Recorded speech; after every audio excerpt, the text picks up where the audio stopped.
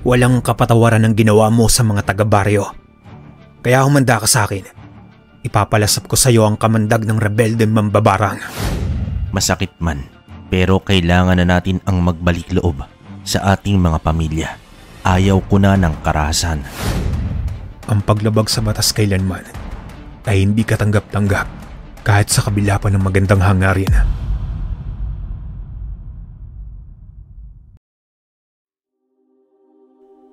Sa mga hindi pa nakapag-subscribe sa ating channel, pindutin lamang ang subscribe button bilang pagpapakita ng suporta. Palike na rin ang video at ishare nyo na rin. Yun lang mga kabaryo. Ituloy na natin ang kwento. Ang kwentong ito ay hango sa tunay na buhay. Nangyari ito taong 1996 sa probinsya ng Cotabato. Magandang araw sa iyo, kabaryo. Ako si Jetro, dating kanang kamay ng isang commander ng mga rebelde na pinamumunuan ni Commander Hakim. Sa panahong ito ay nakakuta kami sa bulubunduki ng Cotabato. Pero may mga pagkakataon na bumababa rin kami ng bundok upang mangalap ng mga pagkain at iilang kagamitan. Pero kami ang grupo ng mga rebelde na hindi nangingikil. Kusang ibinibigay ng mga tao ang aming pangangailangan dahil naniniwala sila sa aming ipinaglalaban. Sa isang baryo kung saan naroroon ang mga kamag-anak ni Commander ay doon kami nakakuha ng suporta. Sa ilang taon na ganoon ang aming galawan ay sa awa ng Diyos, hindi pa naman kami naubos ng mga sundalo.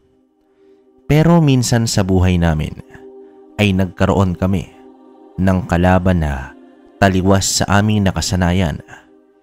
Hindi sundalo o ibang rebelde, kundi ang pamilya ng mga manlalason. Sa makalawa ay bababa kayo. Gawa nga ng kakaunti na lang ang supply ng pagkain natin.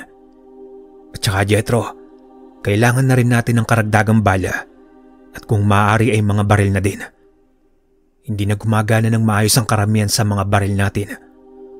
Masyadong luma at gamit na.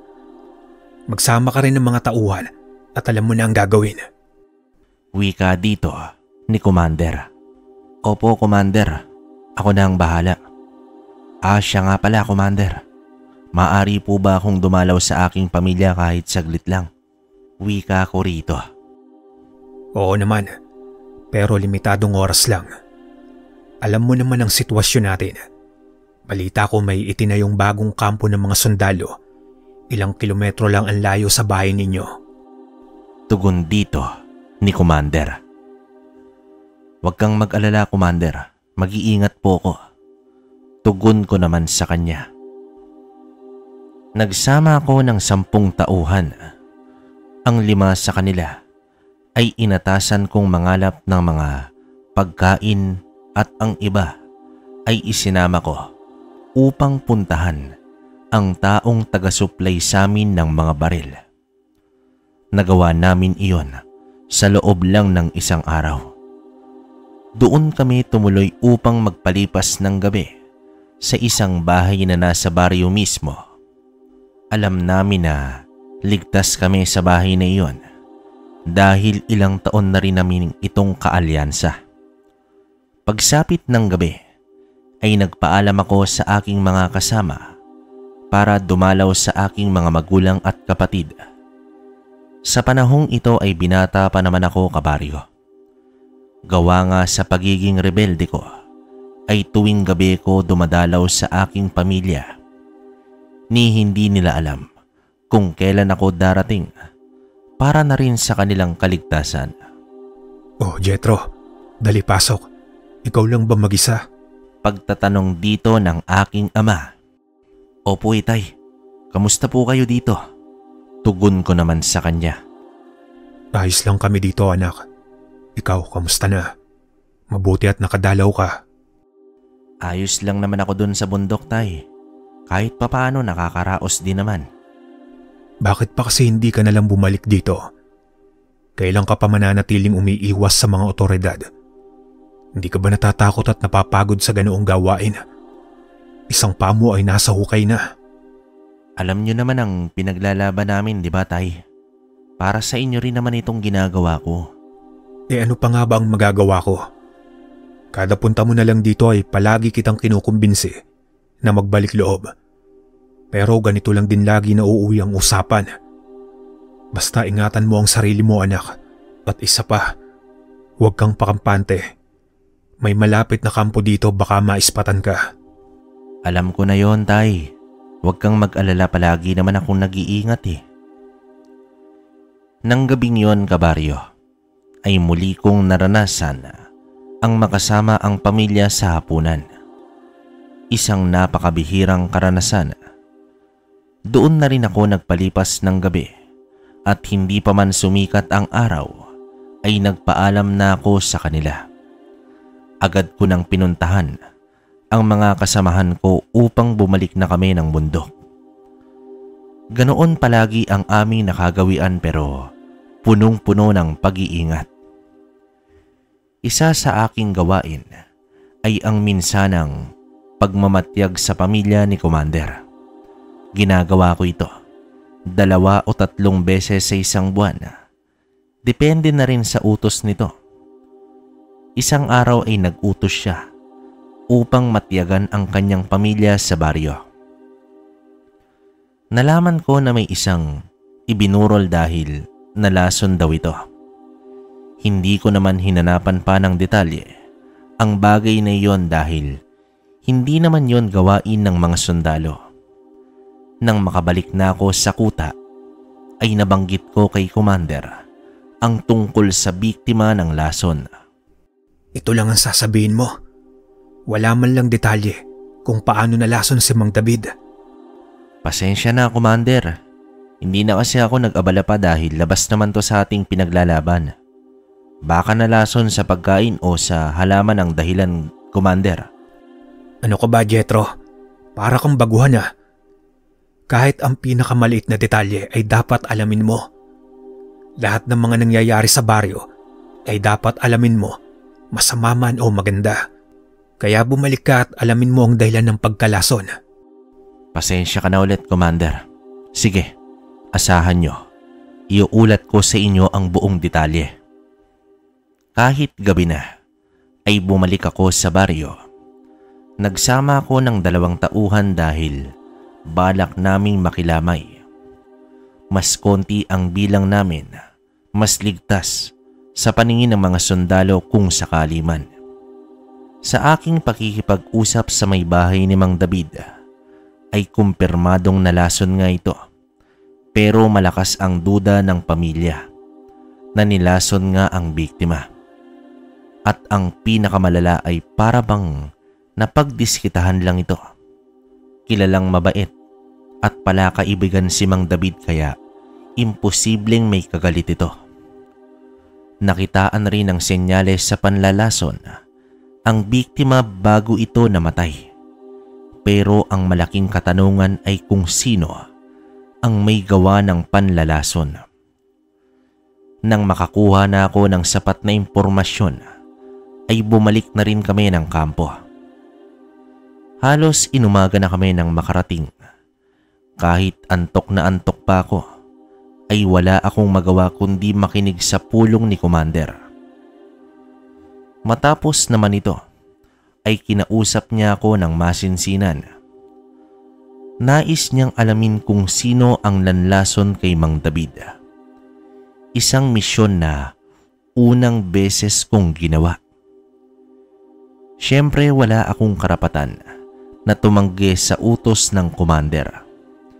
Pero sa totoo lang, mas gusto ko pang isubok niya ako sa bakbakan kontra sa mga sundalo kaysa maghanap ng manlalason. Isa akong mangmang pagdating sa bagay na yan. Nang tumalikod na si Commander, ay napakamot na lamang ako sa aking ulo. Saan ko hahagilapin ang taong pumaslang kay Mang David. Iminungkahi ko kay Commander na mas maigi kung ako na lamang lalakad mag-isa. Gayunpaman, isang magandang pagkakataon rin ito upang mabisita ko ng madalas ang aking pamilya. Malaking bagay din na hindi ako kilala ng mga sundalo. Muli naman akong bumalik sa baryo at gabi-gabing nakikilamay. Gabi-gabi rin akong pasimpleng nangangalap ng impormasyon sa sinasabing manlalason. Hanggang sa narinig ko ang usap-usapan na may bagong saltang pamilya sa baryo. Kamag-anak daw ni Mang Rudy na galing ng Surigao. Kinabukasan ay hindi na ako nag-atubiling puntahan si Mang Rudy. Halos kakilala ko na kasi ang lahat ng tao sa baryo. Kaya naman hindi mahirap sa akin ang maghanap ng tao dito. At isa rin si Mang Rudy na aming kaalyado at taga-suporta. Magandang araw, Mang Rudy. Kamusta po? Mukhang malalaki ng mga alagang itik nyo ah. Abay oo, at sa susunod na buwan, pwede na kayong kumain ng lechong itik. Nako, Mang Rudy, aasahan ko talaga yan. Ang tataba pa naman ng mga yan. Maiba nga ako, Mang Rudy. Balita ko may kamag-anak daw kayo dito na nagmula pa ng Surigao. Hindi ba tayo sasabit dyan? Naku at huwag kayong mag-alala. Kahit mga kamag-anak ko ang mga yan, wala silang malalaman tungkol sa grupo nyo. Pasensya ka na, Mang Rudy. Alam mo naman na naninigurado lang ako. Bakit nga ba sila napadpad dito? Nasalanta kasi ang bahay at kabuhayan nila ng bagyo. Wala nang mapupuntahan, kaya tinanggap ko na lang. Pero pansamantala lang naman sila dito. Yang padre de pamilya ay babalik sa Surigao sa susunod na linggo para ayusin ang nasirang bahay nila doon. Ganun ba, Mang Rudy? O sige, basta mapagkakatiwalaang yung mga yan ano po. Abay, oo naman. Kamag-anak sila ng asawa ko. Mababait at wala akong masabi. Kaso lang medyo ilap sa tao. Sa liblib na lugar at sa bundok pa nakatira. Alam mo na medyo hindi hiyang sa ganitong kapaligiran sa atin. Mabuti naman kung ganun, Mang Rudy. Paano? Hindi na po ako magtatagal. Tutuloy na ako. Maraming salamat po ulit. Yung mga itik asahan ko yan. Oo naman, Jethro. Kayo pa ba? Sige, ingat sa daan, iho. Kung si Mang Rudy, malakas ang paniniwala ko. Pero sa kamag-anak ng pamilya niya, ibang usapan na yun. Nakapagtataka lang kasi, unang beses na may nalason sa lugar. At wala naman ibang tao ang biglang sumulpot sa lugar, maliban sa pamilyang galing Surigao. Kahit tiniyak pa sa akin ng matanda, ay hindi pa rin ako nagpakampante. Kailangan kong makilala ang padre de pamilya nito. Nakita ko naman si Mang Rudy na dumalo sa huling gabi ng lamay at kasama ang kanyang asawa. Sa pagkakaalam ko, silang mag-asawa na lang ang nakatira sa kanilang bahay dahil nasa ibang lugar na ang mga anak nito. Ibig sabihin, naiwan sa bahay nila ang kamag-anak ng kanyang asawa. Pumuslit naman ako at nagtungo sa kanilang bahay. Hindi naman ako ganoong makalapit sa bahay dahil pati harap at likod nila ay may bumbilyang bukas. Matiyaga akong nagkubli sa di kalayuan. Sanay naman ako sa ganitong gawain. Pero iba ito. Dahil hindi bala ang iiwasan ko, kundi ang laso nito na hindi ko alam kung papaano ginagawa. 10 oras na rin kasi ng gabi. Kaya naman mukhang tulog ng mga ito. Wala na akong napansin na may gumagalaw pa sa loob ng bahay. Matapos ang kalahating oras, ay bumalik na ako sa lamay. Laking gulat ko na lang dahil may 5 sundalo ang bumisita sa lamay. Mabuti at nakapagtago agad ako sa may sagingan. Mukhang magtatagal pa ang mga ito dahil umupo at umiinom pa ng kape. Kaya tahimik na lamang akong umalis sa lugar at nagtungo sa aming bahay sa kabilang baryo. Inabot naman ako ng 1:00 ng madaling araw bago nakarating sa amin dahil sa mga sundalong nagpapatrolya sa buong kalsada. Mabuti na lang at may sarili akong susi sa aming bahay. Hindi ko na lang ginising sina tatay, bagkus sa sala na lamang ako humiga at natulog ng gabing yon. Diyos ko naman, Jethro. Ginulat mo ako. Akala ko kung sino ang natutulog dito sa may sala. Ikaw lang pala yan. Magandang umaga, tay. Pasensya na kung hindi ko na kayo ginising kagabi. Nasa lamay kasi ako tapos may mga sundalong nakikiinom ng kape. Kaya naman nagpasya na ako na pumarito. Kaso, may nagpapatrolya naman sa daan. Kaya naman mas lalo kong natagalan. Yan na nga bang sinasabi ko sa iyo eh. Pero hindi ka namang kilala bilang, di ba? Opo, itay. Pero mas mabuti nang makasigurado kaysa makipagsapalaran. Teka anak, lamay, sino ba ang namatay? Si Mang David, tay. Kapitbahay nila, Commander. Ay gawa nga ng kagustuhan ni Commander na malaman kung sinong lumason kay Mang David. Kaya heto ko ngayon. Inaalam kung sinong manlalason sa kabilang baryo. May nalalaman ka na ba? Wala pa nga, tay, pero may pinaghihinalaan ako. Isang dayong pamilya mula sa Surigao. Kamag-anak ng taga-baryo pero wala naman ibang dayo doon kundi sila lang. Siya nga pala, tay. May alam ka ba sa mga lason-lason na yan? Abay wala, Jethro anak. Pero baka si Tandang Benito ay may alam tungkol dyan. Isa yung albularyo. Kung gusto mo, sasamahan kita papunta doon. Sige, tay. Ikaw ang bahala. Malayo ba yun sa atin? Nasa kabilang ibayo lang. Pero mag-agahan muna tayo. At isa pa anak, pwede bang maligo ka muna? Amoy aswang ka na eh. Matapos kong maligo ay nagtungo ko sa likod bahay. Gustuhin ko mang sa balkonahe tumambay ay hindi ko dapat gawin. Baka may makakita pa sa aking sundalo. Sa mga panahong yon kasi ay laganap ang rebelde sa buong Mindanao. Kaya naman nagkalat din ang mga sundalo. Sanay na sanay ang mga taga Mindanao sa ganitong eksena araw-araw na namulat na sa panahong iyon. Nang matapos ang agahan, ay agad na naghanda si tatay sa aming lakad. Iba yung pag-iingat naman ako at normal na kumilos habang may mangilang-ngilang sundalo sa paligid. Naghintay pa kami, halos 1 oras dahil may mga pasyente pa ang albularyo. Manlalason ba ka mo? Nako, maraming paraan upang manlason ng tao. May tapik, may palatay, may rekta, at ang pinaka nakakatakot ay ang palipad hangin. Talaga?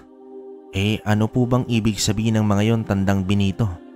Wala naman kasi akong alam sa mga ganyan. Ang tapik ay yaong simpleng pagtapik sa taong lalasunin. May kasamang orasyon iyon o di kaya ay may kasamang lason na inilagay sa biktima. Ang palatay naman ay ang paraan ng panlalason na pinapadaan ng lason sa simpleng pagtapik sa mesa o di kaya ay sa kinauupuan. Ang sumpa naman sa palatay ay ang paglagay ng panyo sa iyong upuan bago mo ito upuan. Ang rekta naman ay ito ang pangkaraniwang ginagawa. Hindi na kasi kailangan ng orasyon o anumang dasal at kahit sino ay pwedeng gumawa nito. Ang simpleng paghalo lamang ng lason o pagkain sa inumin. At ang palipad hangin ay ginagawa ng mga matataas na uri ng manlalason. Itong mga taong ito ay nakasangla na ang kaluluwa sa demonyo. Malakas na kapangyarihan ng taglay ng mga ganitong manlalason. Mahirap kalabanin ng mga ito. Naku po, nakakatakot pala ang mga ganyang tao. Pero matanong ko lang, paano po ba malalabanan ng mga manlalason? Unang-una, iho, dapat makilala at sigurado ka na ang taong iyon ay manlalason. Maaari mo silang kalabanin ng pisikalan pero lubhang mapanganib yon. Posibleng matalo mo o mapatay, pero baka hindi na rin magtatagal ang buhay mo dahil paniguradong nalagyan ka na rin ng lason. At ang panghuli, dapat may depensa ka sa lason tulad ng orasyon o mutya. Paano po yan? Saan naman ako hahagilap ng mutya o orasyon? Baka may alam kang orasyon ng depensa sa lason, Tandang Benito. Kung mutya ay wala akong maibibigay sa'yo, pero kung orasyon, may ituturo ako sa'yo. Subalit huwag ka rin magpakampante. Kahit may protection ka na, tuso ang mga manlalason at nararamdaman nila na may depensa ka. At malamang hindi sila titigil hanggat hindi ka nila nadadali. Itinuturing nilang malaking hamon ang taong may depensa laban sa lason. Sa hindi inaasahang pagkakataon, ay nagkaroon ako ng orasyong pandepensa laban sa lason.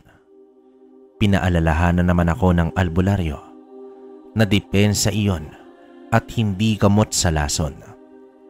Dagdag pa ng matanda, walang senyales ang manlalason. Hindi ito katulad ng mga aswang na kahit papaano ay may mga palatandaan.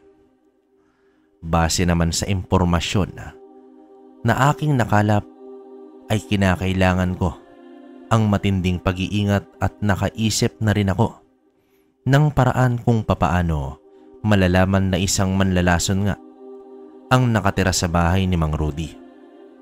Nang matapos ang libing ni Mang David, ay dumiretso na ako agad sa kuta at iniulat ko na ang lahat ng nalalaman ko kay Commander. Magaling, Jethro. Pero mag-ingat ka sa pag-alam sa tunay na katauhan ng taong iyon. Tanging misyon mo lang ay kumpirmahin kung sino ang manlalason at wala ng iba. Huwag na huwag kang gagawa ng aksyon laban dito. Maliwanag, Commander. Pero anong magiging hakbang natin kapag natiyak ko na kung sino ang manlalason? Ako na ang kikilos sa bagay na iyan, Jethro. Hindi ko hahayaan na may salot na naninirahan dito sa baryo. Pero may ibinigay po na itinuro po sa akin na orasyon ng albularyo. Depensa daw sa manlalason. Ano? Nakipagkita ka sa isang albularyo? Opo, Commander. Nabanggit ko kasi kay tatay ang tungkol sa misyon ko. Humingi ako ng tulong para may proteksyon ako sa manlalason. Kaya ayun, sinamahan ako ni tatay sa kaibigan niyang albularyo. Matapos nito, parang nag-iba ang itsura ni Commander nang banggitin ko ang albularyo. Tila ba hindi niya ito nagustuhan. Inabisuhan na lamang niya ako na mag-ingat sa pakikipagharap sa manlalason. Gayunpaman, isang araw lang akong nanatili sa kuta at bumaba na rin ako ng baryo upang harapin ko na ang manlalason. Kabado man pero wala na akong magagawa. Utos ito ng Commander. Pero anong paraan kaya upang matalo niya ang manlalason? Paniguradong gagamitan niya ito ng dahas. Bandang tanghali na ako nang nakarating sa bahay ni Mang Rudy. Naabutan ko siya na may kausap na lalaki sa bakuran. Nang ipinakilala niya ako, ay kumpirmado ito na ito nga ang padre de pamilya ng pamilyang Dayo. Siya si Solomon, kasama ang asawa at 3 anak na puro binata na. Batid ko na batak sa mga gawain ang mga ito. Pati mga anak niya ay malalaki din ang katawan na mukhang magkakasunod lang ang edad. Tumingin pa ang mga ito sa akin na parabang iniistima ang pagkatao ko. Hindi ko tuloy malaman kung papaano ko uumpisahan ang aking sadya. Sa tingin ko kasi ay walang alam si Mang Rudy sa tunay na pagkatao ni Solomon. Maging ako man, kukumpirmahin ko pa lang kung manlalason ba talaga ito. Ano bang sadya mo, Jethro? Wala naman. Napadaan lang po ako. Titingnan ko rin kung pwede na bang mga itik. Bakit iho? Bibilhin mo na ba? Hindi pa ho. Titingnan ko lang kung gaano nakalalaki ang mga yon. O sige iho, halika dun sa may likod. Mabuti naman at sumabay agad si Mang Rudy sa aking pagkukunwari. Subok na talaga ang katapatan ng matanda sa amin. Dahil nga nag-aalangan ako na harapin si Solomon, ay may iba akong naisip na paraan. Ang una ko kasing plano ay magkunwari na nangangailangan ako ng isang manlalason para sa taong kaaway ko. Pero masyadong halata naman kung ganon. Baka mag-isip pa ng masama si Solomon sa akin. Kaya habang nasa likod bahay kami ng matanda, ay doon ko na ito kinausap. Inabisuhan ko naman ang matanda na may mahalaga akong pakay sa kanya at nais ko siyang makausap ng personal. Ang aming tagpuan ay sa bahay na tinutulugan namin sa tuwing nadadayo kami sa baryo. Pagsapit ng hapon ay dumating na nga itong si Mang Rudy. Jethro, ano ba ang mahalagang sasabihin mo sa akin? May sasalakayin ba kayo? Hindi po, Mang Rudy. Nais ko lang malaman kung gaano niyo ba kakilala si Solomon at ang pamilya niya.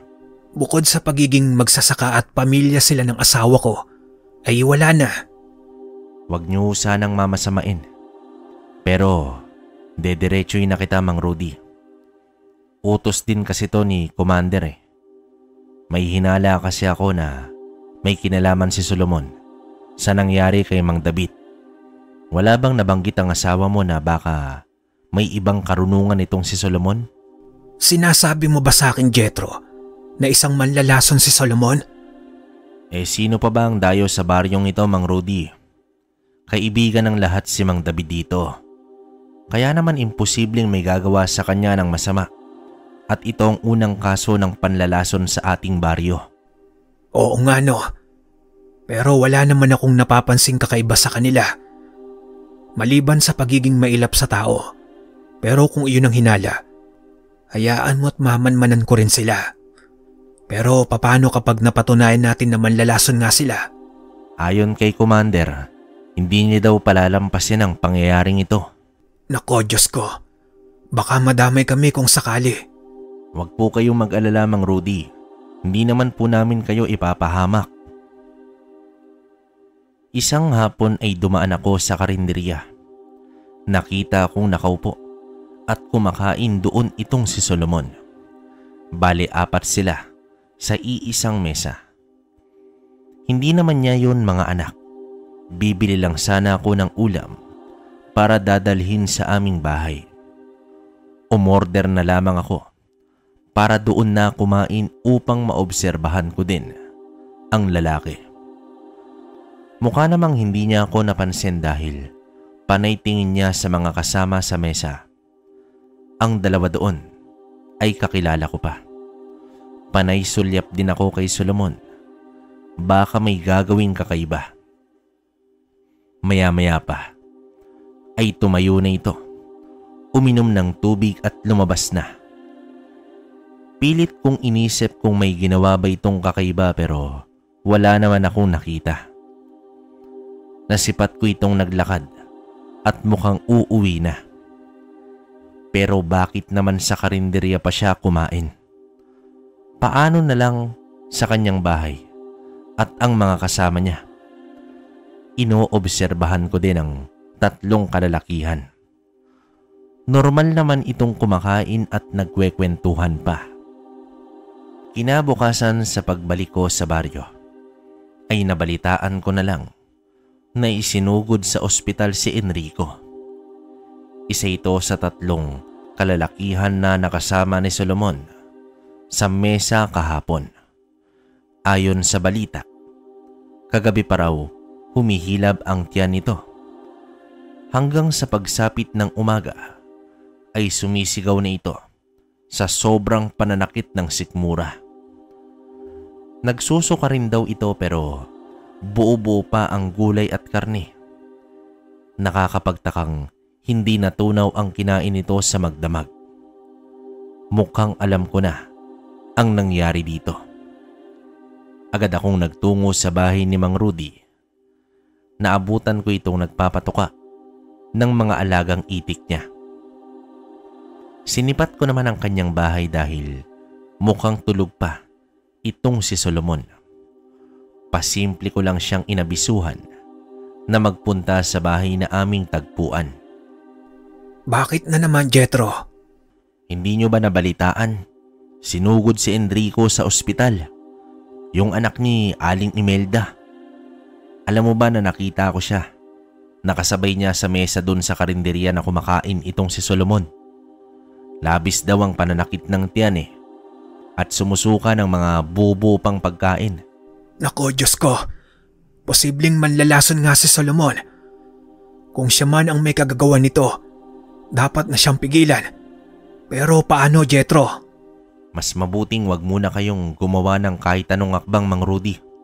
Hayaan mo, isasangguni ko muna ito kay Commander.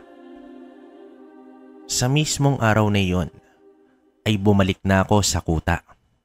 Doon ko inilahad kay Commander ang lahat ng aking nalaman. Tahimik lang si Commander, ngunit bakas sa kanyang mukha ang labis na galit. Hindi imposible na baka sa susunod ay miyembro na ng kanyang pamilya ang madadali. Nagpaalam muna ito sa amin dahil may pupuntahan lang daw siya. Pumasok ito ng kwarto at nagdala ng bag at isang baril. Binilinan niya kami na manatili sa kuta at bantayang maigi ang buong paligid. Bandang hapon na nang nakabalik si Commander. Kalahating bukas ang pinto ng kanyang kwarto. Kaya naman sumilip ako. May inilabas siya sa kanyang bag na isang garapon. Pakiwari ko ay may laman itong malaking gagamba. Napakunot ang noo ko dahil bakit siya nanguha ng gagamba sa kabila ng problemang hinaharap namin. Nang halos kumalas ang aking kaluluwa, nang biglang lumingon sa akin si Commander at nanlilisik ang mga mata. Tinawag niya ako at pinapasok sa kwarto. Sumilip muna siya sa labas bago niya isinara ang pinto. Jethro, matagal na tayong magkasama at kahit kailan ay hindi mo ako iniwan sa laban. Kaya malaki ang tiwala ko sa iyo. Ikaw ang bukod tanging pinagkakatiwalaan ko. Kaya siguro panahon na para malaman mo ang aking pinakatatagong sekreto. Oo naman, Commander. Alam mo naman na buong buo ang katapatan ko sa inyo, di ba? Ano ba ang sikretong sinasabi mo? Bukod sa pagiging rebelde, ay isa din akong mambabarang. Ano? Mambabarang ka, Commander? Oo, Jethro. Kung naaalala mo, sa tuwing nalalagay tayo sa alanganin, habang nakikipaglaban sa mga sundalo, ay may biglang umaataking bubuyog sa mga ito. Lahat yun ay kagagawan ko. Ginagamit ko ang kakayahan ng barang kapag kinakailangan. Ano naman ang koneksyon nito sa manlalason? Kung nakatira ang manlalason sa bahay ni Mang Rudy, hindi natin magagamit ang mga baril. Kaya kailangan natin ng ibang paraan. Anong paraan? Barang kontra lason? Ganun na nga, Jethro. Sa aking natuklasan, para pang mas nakakatakot pa ito kesa labanan ang mga bala. At hindi ako makapaniwala na sa haba ng panahon na magkasama kami ni Commander ay isa pala siyang mambabarang. Misa hinagap ay hindi ko ito naisip, kabaryo. Kinabukasan ay kaming dalawa lang ang bumaba ng bundok. nakita ko pa ang ilang garapon na may lamang mga insekto at ipinasok ito sa kanyang bag. Habang binabaybay namin ang daang papuntang baryo, ay dito na ako nag-usisa kay Commander. Commander, kung hindi nyo mamasamain, saan nyo ba natutunan ang karunungang taglay mo? Sa aking lola, Jethro. Bata pa lamang ako ay tinuruan na ako ng aking lola dahil ako lang ang nagpakita ng interes sa bagay na ito. Hanggang sa namatay siya at naipasa na niya sa akin ang lahat ng kanyang kaalaman. Pero huwag mong isipin na isang demonyo ang aking lola. Tangan man niya ang kapangyarihan ng kadiliman. Ginamit naman niya ito sa mabuti at mahigpit niyang hinabilin sa akin na huwag ko daw itong gagamitin sa kasamaan. Sa inyong pamilya, ikaw lang bang may ganitong karunungan, Commander? May tiyahin ako na isa rin mambabarang, pero nasa Negros siya nakatira. Katulad ko, sa kabutihan rin niya ginagamit ang karunungan ng barang. Kami ang tinatawag na mga puting mambabarang. Posible pala yung ganun, Commander?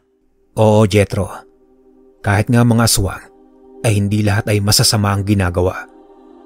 Sa pagdating namin sa baryo, ay dumiretso na kami sa bahay tagpuan.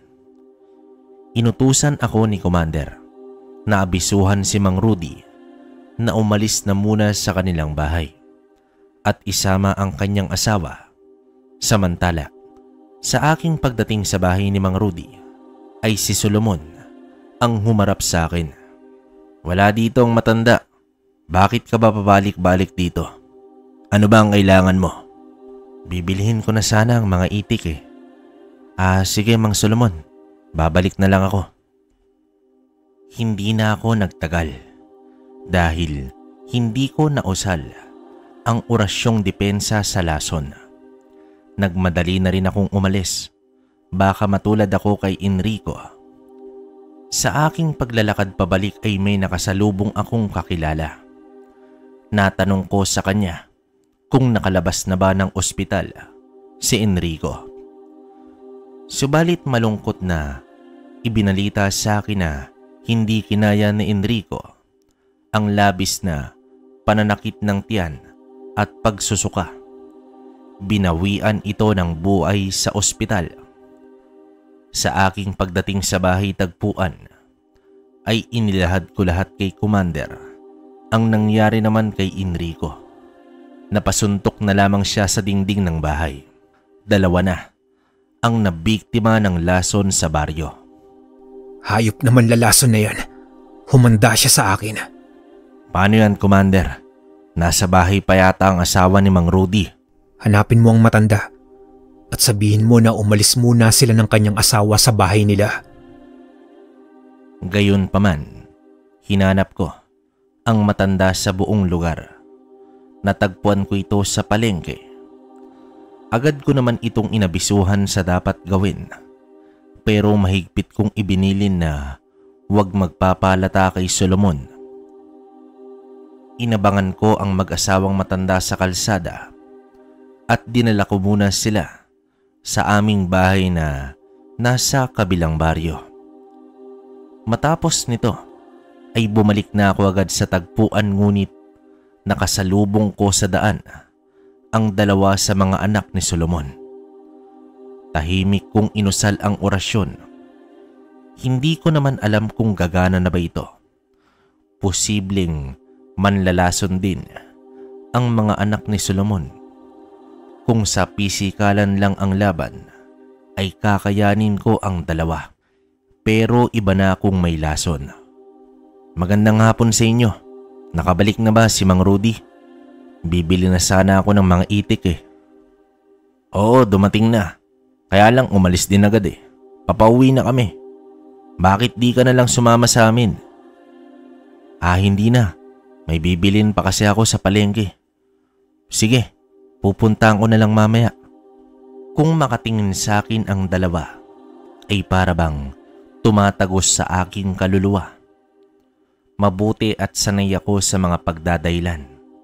Nang makalagpas ay pasimple akong naglakad at dumiretso kay Commander.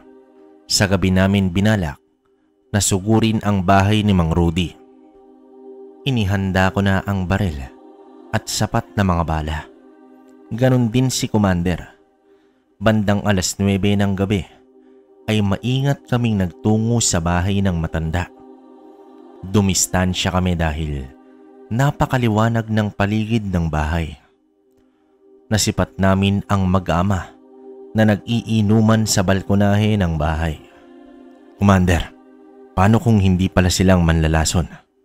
Wala pa naman tayong patunay, di ba? Pues patutunayan natin yan. Ihanda mo ang baril mo at dito ka lang. Alam mo na ang gagawin mo kung sakali, Jethro. Walang problema, Commander. Gaya ng dati. Lumakad papalapit ng bahay si Commander. Nakatayo siya sa labas ng bakod. Magandang gabi sa inyo, kaibigan. Nariyan ba si Mang Rudy? Mukhang napakasikat naman ni Mang Rudy. May naghahanap na naman. Bibili ka din ba ng itik? May sadya ako sa kanya. Iimbitahan ko sana siya sa piging. Kaarawan kasi ng aking inay. Pati na rin kayo imbitado. Ganun ba? Ngayon ba yan? Hindi. Sa makalawa pa. Ako nga pala si Hakim. Mukhang ngayon ko lang kayo nakita rito. Ako si Solomon.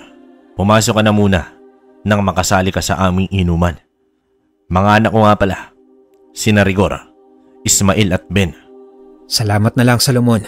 Baka sa susunod na lang.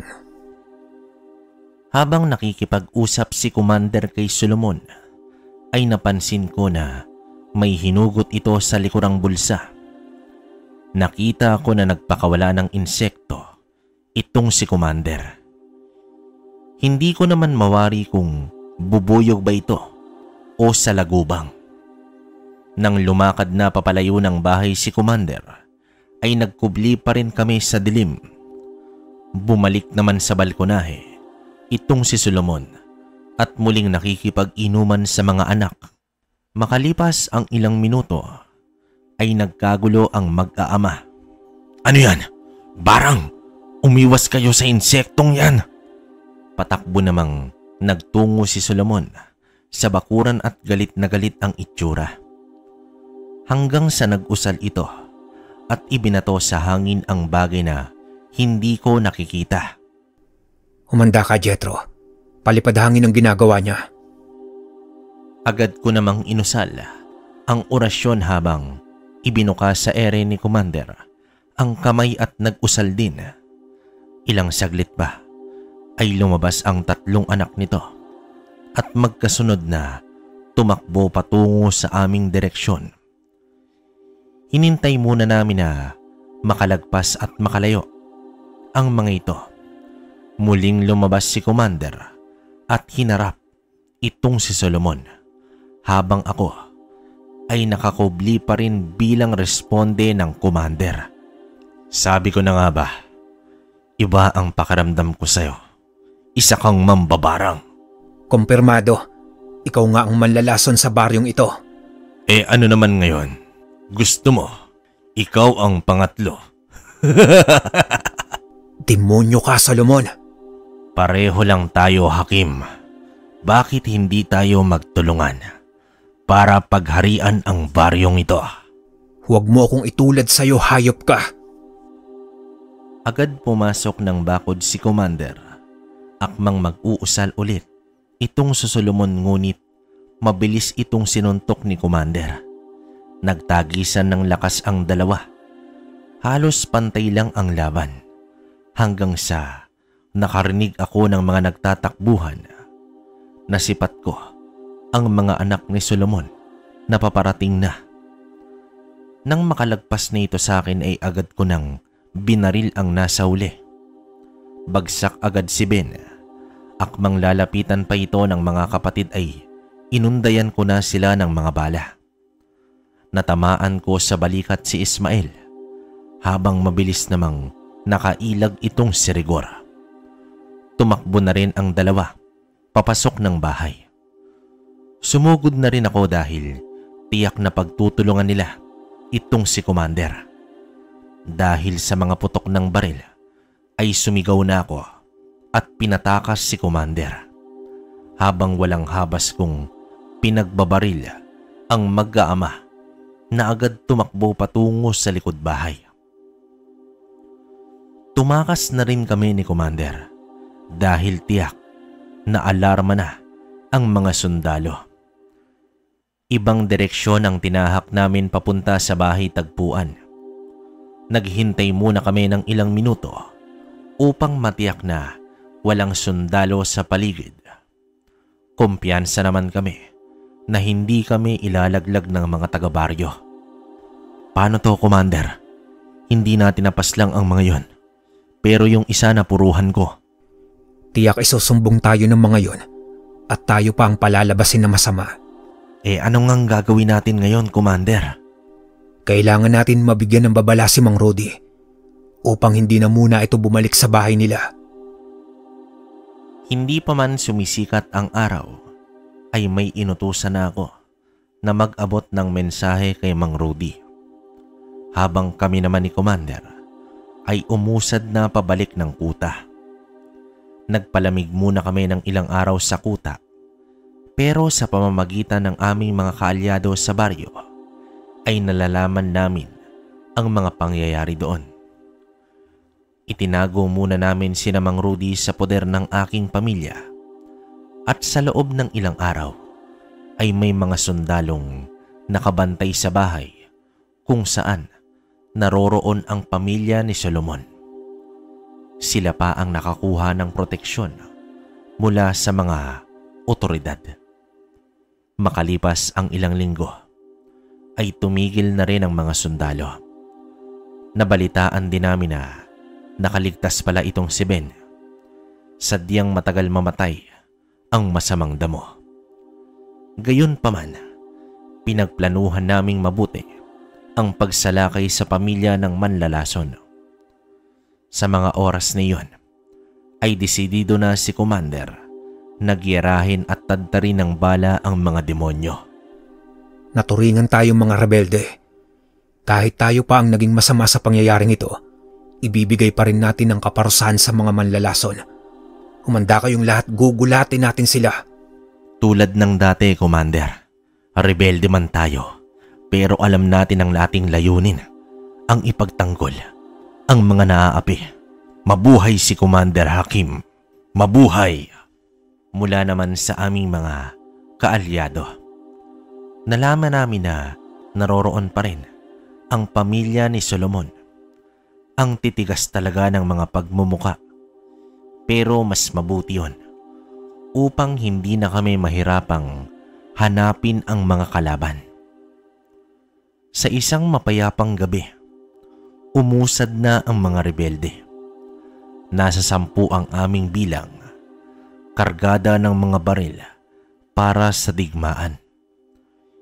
Itinuring namin itong malaking sagupaan, lalo pa at may kakayahan pala itong si Solomon ng palipad hangin. Bala laban sa lason ang magaganap na labanan. Nakapwesto kami sa magkabilang gilid ng bahay. Nakahanda na ang mga kasamahan namin at nakatutok na ang mga mahabang baril sa bahay ni Mang Rudy. Sa pagkakataong ito ay tiniyak na ni Commander Hakim na matatalo na ang pamilya ni Solomon. Lahat ay uubusin at walang ititira. Tumungo si Commander sa tapat ng bahay pero nakakubli pa rin sa dilim. Kitang-kita ko ang pag-uusal ng rebeldeng mambabarang. Inilapag niya ang mga garapon at pinakawalan ang lahat ng insektong nasa loob. Iba't ibang uri, may mga lumilipad at may mga gumagapang. Nasipat ko ang malaking gagamba na naglabas ng maraming gagamba at mabilis na gumapang papasok ng bahay. Habang ang mga nagliliparang insekto ay sumugod na rin. Sa ilang saglit pa ay narinig namin ang sigaw ng isang babae. Malamang, iyon na ang asawa ni Solomon. Isang sigaw na tila nakaramdam ng matinding sakit. Sumunod nito ay ang paglabas ng mga anak ni Solomon at sa hindi inaasahan ay armado rin pala ang mga ito. Talagang pinaghandaan nila ang aming pag-atake. Nagsindi naman ng sulo ang mga binata upang itaboy ang mga insekto sa paligid. Hanggang sa lumabas itong si Solomon na galit na galit. "Hayop ka, Hakim. Alam kong nariyan ka lang. Bakit pati asawa ko ay dinamay mo?" Bakit, Solomon? Naisip mo rin ba ang mga naulilang pamilya ng mga biniktima mo? Anong atraso nila sa'yo at bakit mo sila nilason? Mas masahol ka pa sa hayop. Lumabas ka. Huwag kang magkubli sa mga insekto mo. Magkakaalaman na tayo ngayon. Papaliguan ko ng lason ang katawan mo, pati ang kaluluwa mo. Ikinumpas ni Solomon ang mga kamay at nag-umpisang mag-usala. Magpapalipad hangin na naman ang manlalason, ngunit biglang sumugod ang mga insekto sa kanya, dahilan upang napigilan ang kanyang binabalak. Hanggat maaari ay ihuhuli namin ang paggamit ng baril dahil tiyak susugod sa lugar ang mga sundalo. Batid ko sa aking mga kasama na gigil na sila. Napaputukan ang mga kalaban, ngunit naninigurado kami sa pagkakataong ito. Gawa nga ng hindi maisagawa ng manlalason ang palipad hangin ay muling pumasok ito ng bahay. Tiyak kami na doon niya gagawin sa loob ang palipad hangin, kaya hinugot na ni Commander ang baril at pinaputukan ang bahay. Sumunod na rin kami sa pagpapaputok. Naaninag ko na may mga taong pumanhik sa ikalawang palapag ng bahay. Kaya naman pinuntiriya ko nito. Nagtakbuhan na rin papasok ng bahay ang 3 anak ni Solomon at gumanti na rin ang putok. Sumenya si Commander ng tigil. Muling natahimik ang paligid hanggang sa 2 sa aming kasamahan ang bigla na lang nangisay. Bumulagta sa lupa at lumiliyad. Kitang-kita ko ang pagdiretso ng katawan ng mga ito. Sinigawan naman ako ni Commander na wag lapitan ang mga ito. Habang papalayo ko sa mga kasamang na biktima ng palipad hangin, ay pinagbabaril ko ulit ang itaas ng bahay. Sa galit ng aking mga kasama, ay tinadtad namin ng bala ang buong bahay, hanggang sa nakita ko ang pulutong ng mga bubuyog na umatake at pumasok sa mga nawasak na bintana sa itaas ng bahay. Maya-maya pa ay sumigaw na ang mga binata. Hudyat ito na inaatake na sila ng mga insekto. Nagkakaputukan na rin mismo sa loob ng bahay, hanggang sa bumukas ang wasak na entradang pinto. Lumabas dito si Solomon na nanliligo na sa kanyang sariling dugo. Hirap na rin itong maglakad dahil sa tama ng baril sa paa. Subalit may hawak itong garapon na wala ng takip at may maraming pulbos sa loob. Pagbabayaran nyo ang pagpaslang nyo sa aking pamilya. Uubusin ko kayong lahat.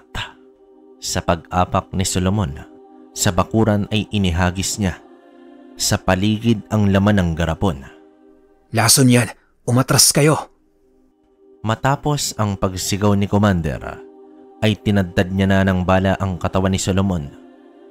Hindi ko na mabilang kung ilang bala ang ibinaon ni Commander sa katawan ng manlalason. Bumagsak ito at tuluyan ng nawalan ng buhay.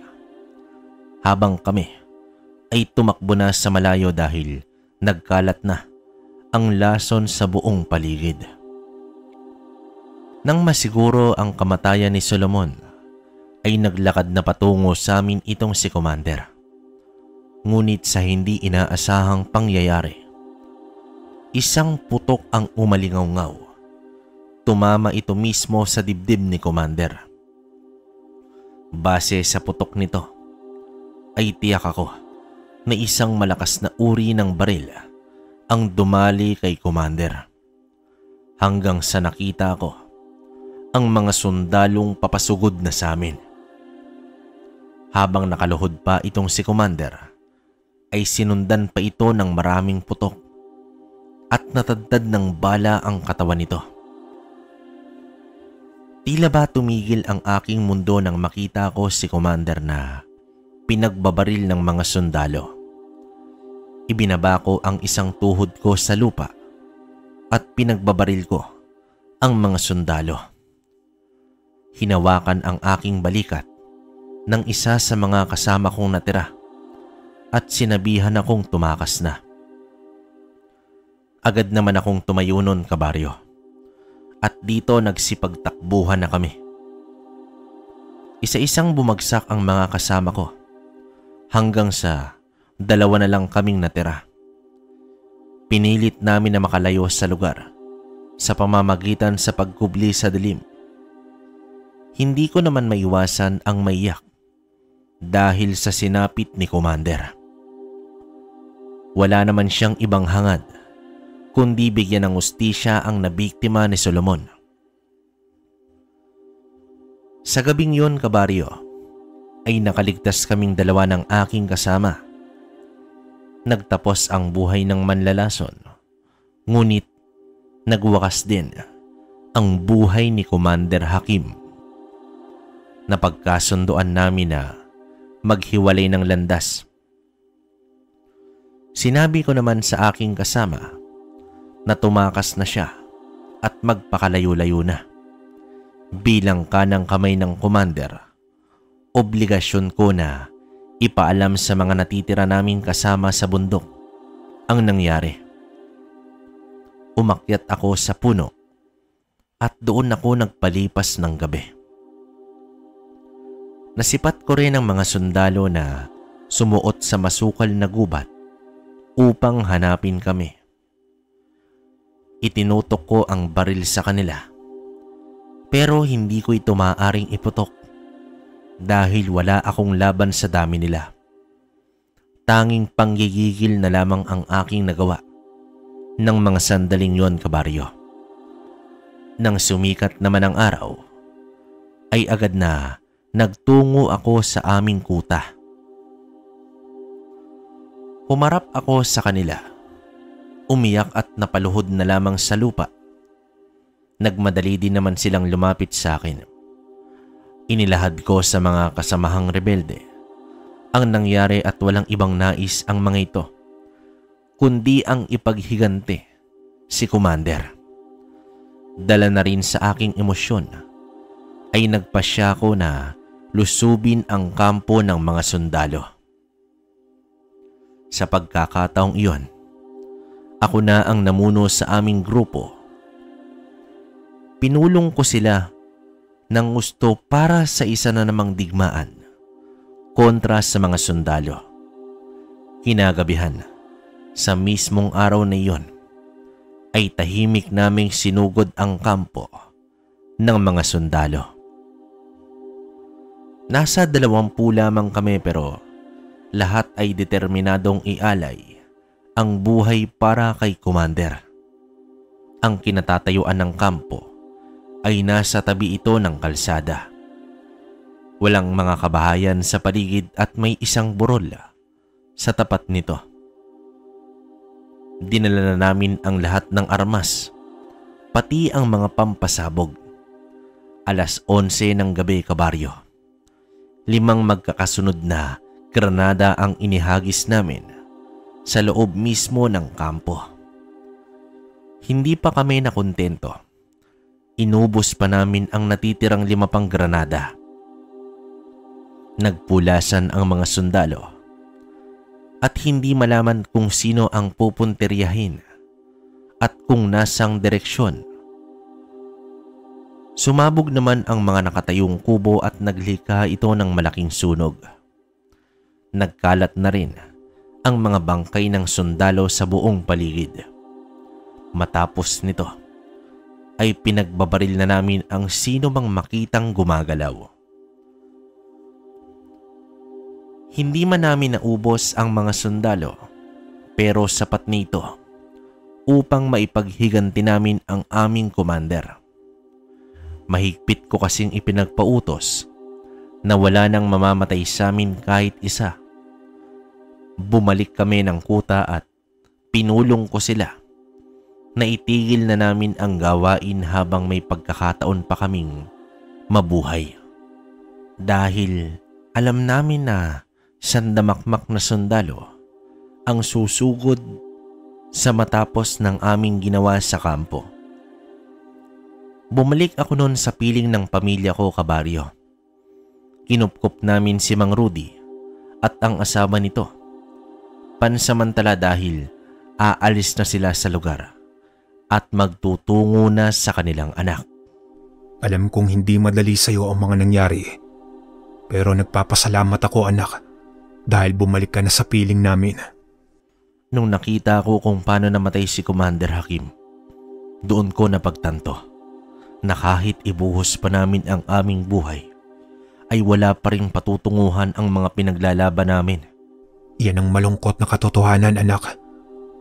Ang rebelde kailanman ay hindi magiging mabuti sa pananaw ng gobyerno. Itinuturing na salot. Hindi rin naman natin masisisi ang pagkakataon dahil ang sino man ang lumabag sa batas ay kalaban ng pamahalaan at ng mamamayan. Ano na ngayon ang binabalak mo, anak? Kung papahintulutan niyo ako, tay, nais ko sanang lumayo sa lugar nito upang ayusin at baguhin ang buhay ko, tay.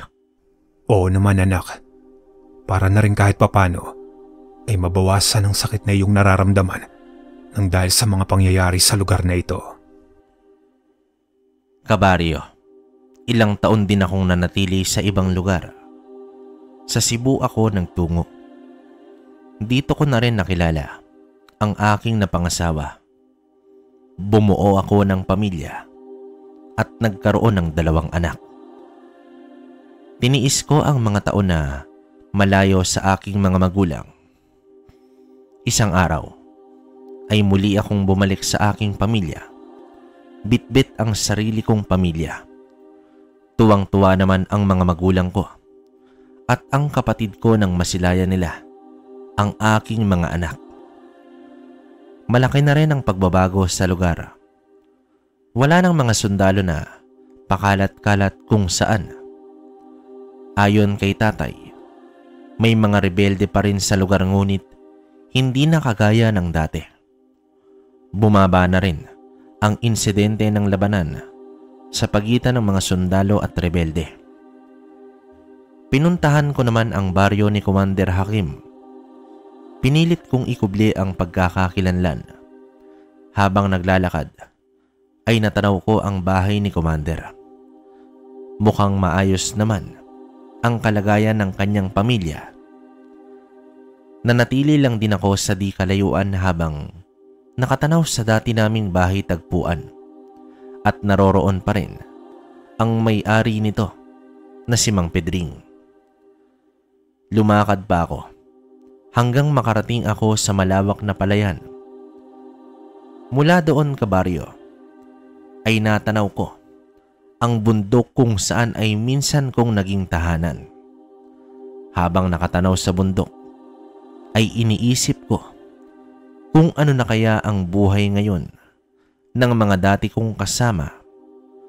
Panalangin ko na lamang na katulad ko ay natagpuan na rin nila ang kapayapaan sa buhay.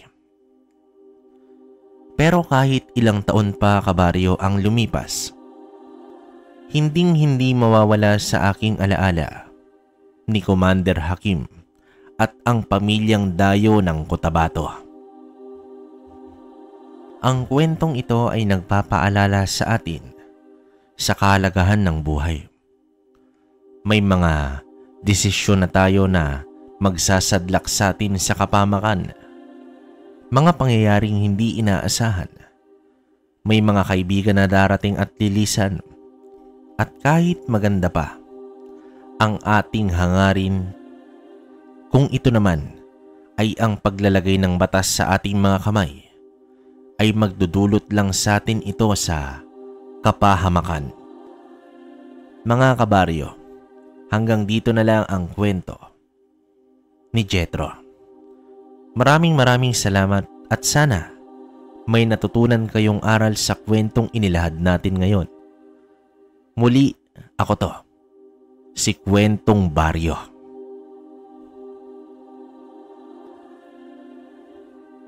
Okay. Kamusta mga kabaryo? Kamusta muna ang lahat ng umabot dito? Grabe. Sorry kasi medyo napapaos na tayo ngayon. Medyo hindi maganda yung lalamunan natin pero tinapos pa rin natin. Salamat kay Tito na nakasuporta pa rin. Diba? Bale, yung komento ko sa kwento natin, nakakalungkot to. Hindi ko masabing magandang storya, hindi ko rin masabing pangit. Para sa akin, alam mo yung parang andun yung pagkakaisa eh. Kasi isipin mo, etong nagpadala sa atin, dating miyembro ng Rebelde.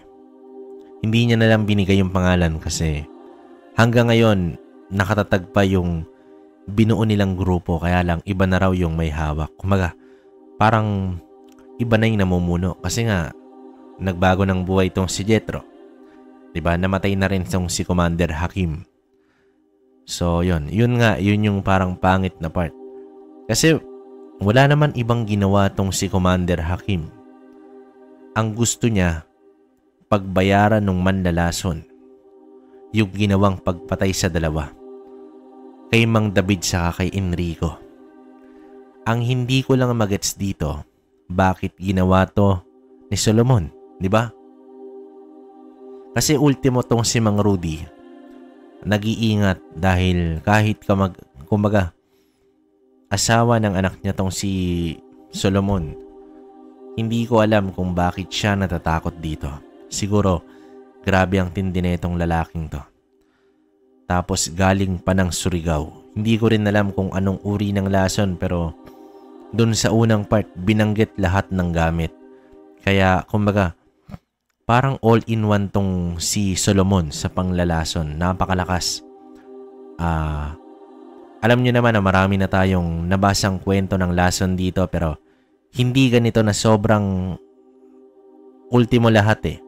Tapik, palipad hangin, halo, di ba? Paghalo sa inumin, hilo. Hilo kung tawagin yon sa amin. Sa Bicol, hilo. May mga hilo. Ibig sabihin nun parang may lason talaga. Grabe. Saka yun nga yung palipad hangin.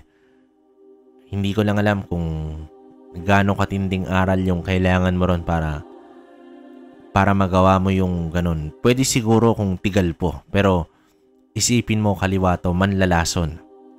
Isipin mo yung iuusal niya may lason, di ba?